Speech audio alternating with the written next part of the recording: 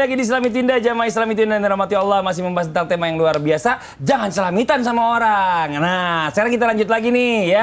Bicara masalah celamitan atau meminta-meminta itu. Ini Ustaz Syam, katanya ada 3 orang yang diperkenankan untuk meminta-minta. Nah, pertanyaannya, bukannya meminta-minta itu tidak baik? Kenapa ada 3 orang yang diperbolehkan? Mohon alasannya apa ini 3 orang ini? 3 orang apa 3 golongan? 3 golongan kayaknya. 3 golongan. 3 golongan.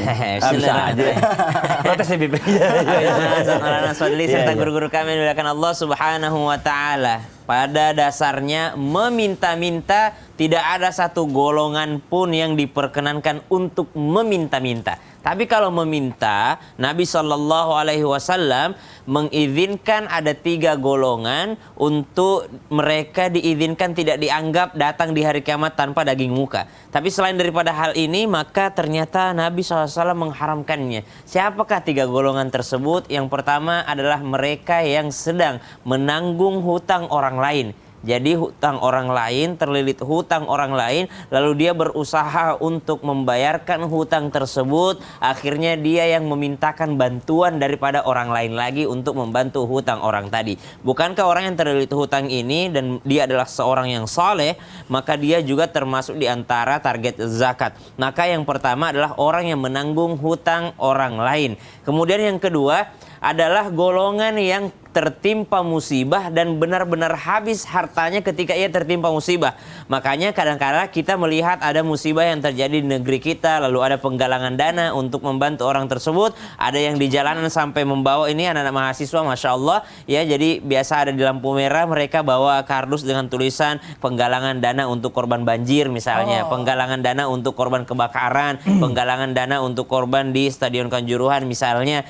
Dia kehabisan harta pada saat musibah ini dan orang-orang tahu akan hal tersebut, maka diperkenankan untuk meminta bantuan daripada orang lain. Kemudian yang ketiga ini yang mungkin banyak di antara manusia atau umat beriman yang kelihatannya seperti ini. Siapa itu? Adalah orang-orang yang benar-benar miskin, orang-orang yang benar-benar sengsara dan tetangganya bersaksi bahwa dia adalah orang yang miskin. Jadi bukan dia yang mempromosikan dirinya bahwa saya adalah penerima raskin misalnya, saya adalah target, saya adalah orang miskin, saya adalah orang fakir, tidak. Tapi orang-orang yang menjadi saksi bahwa dia adalah orang miskin. Kenapa? Karena begitulah para sahabat Nabi SAW, di mana mereka semua tidak ada yang mengaku miskin, akan tetapi orang-orang yang di sekitarnya yang melihat keadaan mereka sehingga mereka digolongkan orang yang memang tidak mampu. Sehingga 3 golongan tadi diizinkan oleh baginda Nabi SAW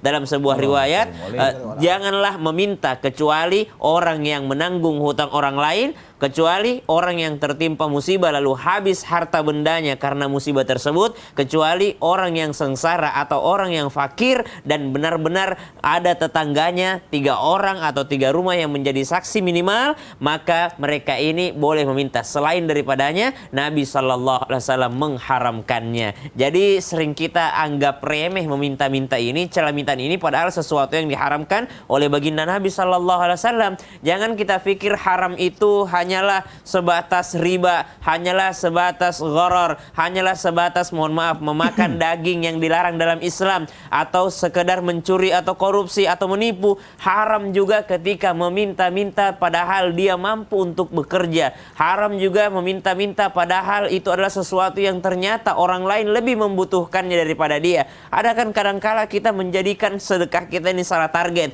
Bukan kita yang salah targetnya, tapi ternyata kita tertipu oleh penampilan orang lain yang kelihatan meminta-minta, kelihatan susah padahal dia dalam keadaan berkecukupan. Maka adalah yang namanya iffah atau izzah yang dijaga dalam diri kita agar kita tidak meminta-minta atau tidak celamitan. Wallahu taala a'lam. Terima kasih banyak Ustaz Syam. Jazakallah khairan katsiran ilmunya. Ya, ini bicara masalah tentang minta-meminta atau celamitan nih sama orang lain. Nah, ini terjadi mungkin pastinya bukan hanya sekarang aja. Pasti udah pernah terjadi juga di zaman Rasulullah SAW. Cuma yang bikin kita penasaran bagaimana Rasulullah ini menghadapi orang-orang yang celamitan ini kepada Rasulullah. Wah, bener gak ya? Iya. Kita pengen tahu. Coba kita minta Habib Usman menjelaskannya. Bib, izin Bib. Iya, silakan. Tafadhol. Bismillahirrahmanirrahim. Allahumma salli ala sayyidina Muhammad wa ala ali sayyidina Muhammad. Ketika Rasulullah sallallahu alaihi wasallam bertemu dengan sahabat, bertemu dengan orang-orang yang dekat dengan Rasulullah sallallahu alaihi wasallam, betapa mereka rindu dekat dengan Rasulullah sallallahu alaihi wasallam. Dan juga ada sahabat yang memang betul-betul mengingini barang Rasulullah. Ada bentuknya mencari keberkahan kepada Rasulullah. Ada yang bentuknya memang orang itu minta-minta. Sebagaimana contoh pernah dicontohkan oleh Rasulullah dan dikeluarkan hadis oleh Rasulullah sallallahu alaihi wasallam ketika Rasulullah sallallahu alaihi wasallam haji wada. Dan ada lagi di Arafah, di tengah-tengah Arafah, itu seorang pemuda datang kepada Rasulullah, dia minta sorban atau selendangnya Rasulullah Shallallahu Alaihi Wasallam, dikasih sama Rasulullah. Rasulullah kalau diminta dikasih, ini Rasulullah. Nah, ketika dikasih sama Rasulullah, nggak lama kemudian Rasulullah bilang, tidak halal bagi seseorang yang dimana dia minta-minta, dia bukan orang yang fakir, dia bukan orang yang berhutang, dan dia bukan orang yang sangat-sangat fakir, yang sangat membutuhkan. Nah, ketika dia meminta tersebut, apalagi dia mengumpulkan itu untuk dia jual lagi atau dia dapat minta, tahu-tahunya dia punya gedung di rumah di kampung ya kan? Di kampung. Di kampung dia punya gedung, dia punya mobil, dia punya ini dan lain sebagainya. Dia pernah minta, maka dia akan dibangkitkan nanti di hari kiamat, mukanya penuh cakaran-cakaran. Semakin banyak dia meminta, semakin banyak cakaran tersebut. Semakin banyak dia meminta, semakin kelihatan hancur wajahnya. Dan bahkan tadi dijelaskan di Ustadz Maulana, Masya Allah, maka wajahnya akan kelihatan tulang atau tengkoraknya aja. Dagingnya udah gak kelihatan. Dan seperti makan bara api, hancur mulutnya, hancur bibirnya. Dan juga orang yang meminta-minta ini berarti orang yang tidak bersyukur atas nikmat yang Allah Subhanahu wa taala, tidak berterima kasih terhadap pembagian Allah Subhanahu wa taala. Seseorang yang tidak berterima kasih atas pembagian Allah Subhanahu wa taala, berarti orang tersebut adalah orang yang tidak mensyukuri atas nikmat yang Allah Ta'ala berikan. Berarti termasuk orang yang kufur nikmat. Kalau orang yang sudah kufur nikmat, tidak ada keberkahan dalam kehidupannya. Seringkali guru-guru kita menjelaskan, la in syakartum la azidannakum wa la in kafartum inna adzabi lasyadid. Orang yang bersyukur, orang yang berterima kasih kepada Allah Subhanahu wa taala atas rezeki yang dia berikan, yang Allah berikan kepadanya, yang dia terima, yang dia makan, yang dia nikmatin, asal yakfi, asal cukup, keberkahan yang tidak tara dari Allah Subhanahu wa taala. Tapi kalau dia enggak terima, enggak bersyukur, kenapa dia bisa lebih kaya, kenapa dia lebih mampu, kenapa dia punya ini, dia punya itu, akhirnya hasut, syirik, dengki dan lain sebagainya, memancing orang tersebut. Udahlah, saya minta-minta aja lah. Udahlah, saya deketin Ustadz Maulana lah. Lumayan kan dapat 200.000, 300.000. Deketin Mas Adil lah, dapat 100.000. Saya deketin Ustadz Sam lah, 200.000. Kok gila saya turun? Ustadz Maulana 200, 300, 200. Gila saya 100. Gila saya berapa 50? Ya Allah. Makin turun aja. Tapi Habib dong. Apa dong? Jutaan. Makasih banyak, Bim. Nah ini Masya Allah ya jamaah ya. Kita perlu paham nih bicara masalah ilmu tentang masalah meminta atau mungkin bagi orang yang suka celamitan. Nah mungkin celamitan ini mungkin kita sering melakukannya tanpa kita sadar kepada saudara, kepada teman akrab. Ya. Nah ini kan memang tidak diperbolehkan sebenarnya. Tadi sudah dijelaskan oleh guru-guru kita, kecuali memang kita fakir. Nah tapi bagaimana kalau kita nih celamitannya sama Allah? Wah. Mantap itu. Ini pertanyaannya. Boleh nggak Ustadz? Boleh dong. Mau dijelasin dong? Boleh. Iya silakan. Izin Habib dan Ustaz Sam dan Mas Fadli, jangan celamitan selain daripada Allah, karena engkau akan kecewa dan engkau jadi hina. Dan kalau celamitan sama orang tua, ya ada batasnya sampai dia dewasa. Kalau sudah dewasa masih celamitan, aduh jadi malas. Nah, celamitan yang paling bagus itu ketika celamitannya kepada Allah, memintanya hanya kepada Allah. Dalam bentuk apa? Kedekatan diri kita kepada Allah, karena semua karena Allah. Ingat, atas apa yang kita miliki dari Allah, milik Allah, dan kelak nanti akan kembali kepadanya, dan semuanya pun akan diminta pertanggungjawabannya. Justru ketika kita berharap kepada Allah, bergantung kepada Allah, justru disitulah kita makin dekat dengan Allah, makin menjadi mulia. Jadi kalau celamitan kepada manusia berbanding terbalik dengan celamitannya kepada Allah. Karena kalau celamitan kepada manusia kita hina, tapi ketika kita celamitan kepada Allah, justru kita menjadi mulia. Kenapa? Karena bergantung kepada Allah, memintanya kepada Allah, dekat sama Allah. Meskipun dia butuh garam, dia tetap berdoa. Ya Allah, nggak ada garamnya. Masya Allah. Hanya sebatas garam, dia minta sama Allah. Ini luar biasa loh.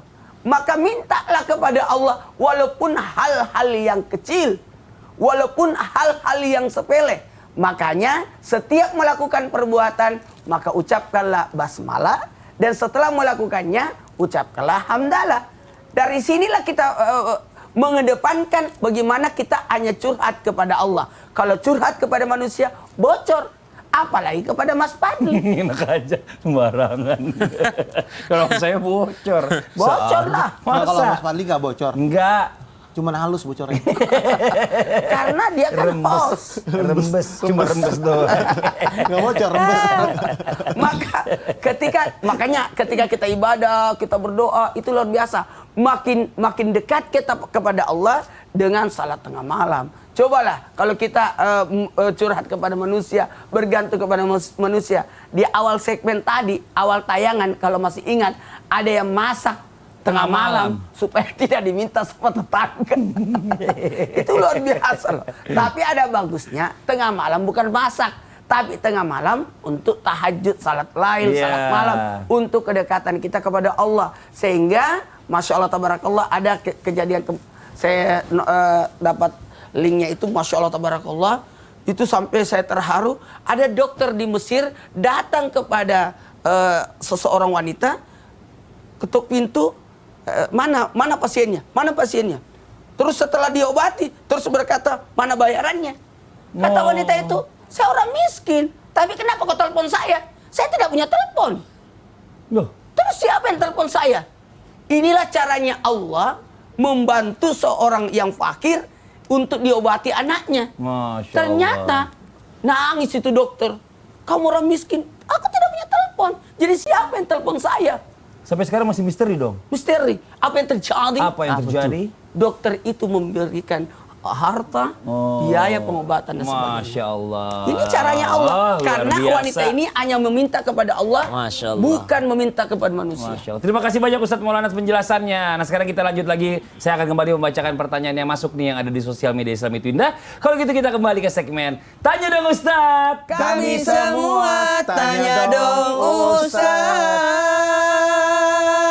Ada pertanyaan yang berikutnya. Oh mana pertanyaannya nggak ada di sini. Oh iya kenapa Meta?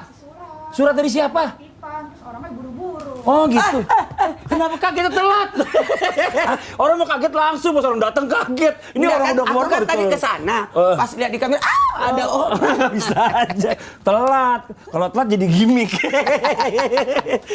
Aku yang baca. Baca. Ya udah boleh baca. Bismillahirrahmanirrahim. Dari mana? Dari atasnya dulu Dari dong. Cipete. Dari Cipete. Dari Cipete. Cipete. Iya, Cipete. Assalamualaikum Itu tetangga warahmatullahi saya, wabarakatuh. Iya. Habib, boleh nggak sih kita sekali-kali celemitin sama orang yang tambeng? Tambeng. Iya, tambeng. Ya, Benar. yang sulit untuk diajak saling gantian maunya, selalu kasih tanpa memberi. Selalu dia mau dikasih tanpa memberi. Rasanya pengen banget nyeletuk ngomong gitu. Tapi apakah benar jikalau ada yang celemitan ke kita dan kita merasa berat hati? Kasihannya, Kasihnya. kasihnya. Maka tidak akan Jangan ditambah-tambahin pertanyaan orang. maka tidak akan ada harganya di mata Allah. Justru Allah malah memandang rendah orang yang selalu celemitan, hamba Allah. Oh, jadi lama ya Bapak yang baca. Ustaz Syam, jawab deh izin Ustaz. Aku nggak paham. Yang bacain nggak pikir orang paham sih. So, kalau saya ulang lagi makin panjang durasinya. Ya udah. Iya. Ternyata ada juga yang curhat melalui surat bahwasanya ketika ada seorang kawan atau seorang teman atau seorang saudara yang senantiasa meminta tanpa pernah memberi, lalu kita ngedumel, apakah ini tidak ada lagi di mata Allah Subhanahu wa taala? Artinya ketika kita memberikannya tapi kita ngedumel gitu ya. Maka subhanallah, pada intinya orang yang memberikan bantuan kepada orang lain, baik orang tersebut tahu diri atau tidak tahu diri, baik orang tersebut tahu terima kasih atau tidak tahu berterima kasih, orang yang memberikan karena Allah Subhanahu wa taala, maka mereka tidak akan pernah memandang hal tersebut. Artinya dia tetap memberikan kepada temannya yang celamitan tadi, yang celamitan, meskipun dia temannya ini tidak pernah membalas kebaikannya. Kenapa? Ya udah, saya kan membantu kamu bukan karena berharap dari kamu juga, tapi saya membantu kamu karena berharap dari Allah Subhanahu wa taala. Ba'da naqul a'udzu billahi minasyaitonir rajim. مثل الذين ينفقون أموالهم في سبيل الله كمثل حبة أنبتت 7 سنابل في كل سنبلة 100 حبة والله يضاعف لمن يشاء والله واسع عليم.